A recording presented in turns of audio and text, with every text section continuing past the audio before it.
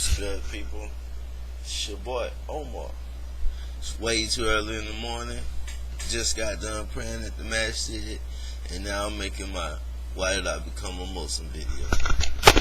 Everybody always who knows me already asks me, "How did you become Muslim?" Or "Why did you become a Muslim?" Did you go to prison? No. Was you captured by the Taliban or something? You a terrorist now? Nah, B. That ain't even how I'm rocking. What happened was, anybody who know me already know the type of stuff I was into before Allah guided me this way. So I'm not going to get into that. I was just into some things. But at the same time, I reached a point where I was looking for some guidance and some understanding, some religion, I guess you would say. Was going to church, wasn't really feeling it. Had too many questions, not enough answers. Everybody was always telling me things like, you shouldn't ask that. You shouldn't say that. If you ask that, then what is blasphemy? You know, you can't ask about that. Don't worry about that. Don't explain. We can't explain the Trinity. You shouldn't ask about that. Just follow it on faith. And I wasn't really feeling that. So I started looking around, reading different books, read stuff by Malachi York, if you know what he's into. Not into that, but I read some of his stuff, listened to some of his tapes at one point. Did studying on the history of Christianity, history of the Bible, studied some Islamic stuff, some 5% type stuff, Nation of Islam, which I'm not Nation of Islam, but I do eat bean pies. You dig? But anyway, studied all this different stuff, trying to find, myself, I guess you would say, find out where I should be. And out of all of it, one thing stood out. One thing made sense. In the end, it was Islam. Read the autobiography of Muhammad, peace and blessings upon him. It's a good book. You should read it.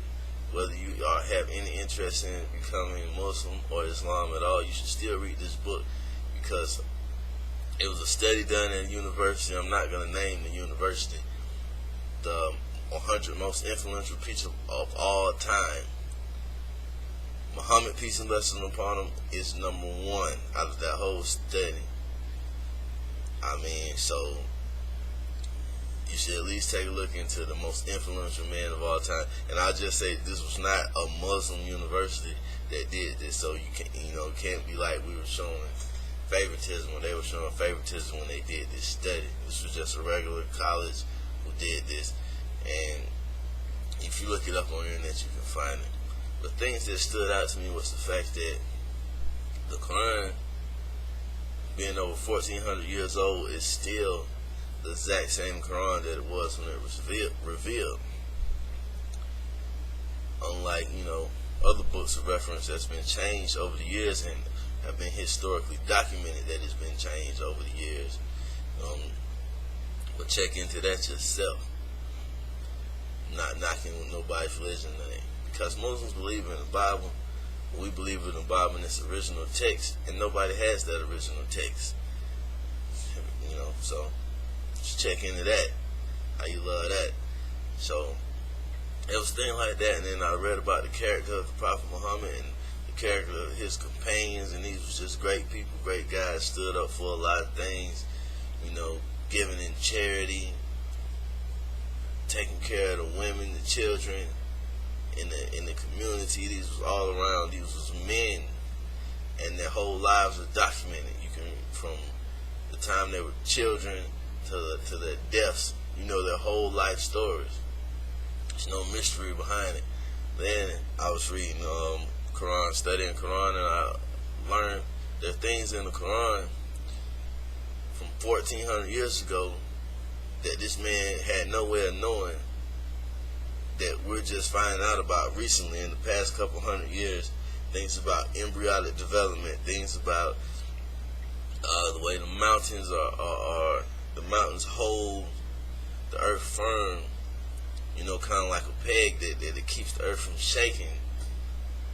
All types of things about how in certain places in the world the salt water and the fresh water meet together, but they do not mix together at the same time. This stuff is scientifically proven, just recently.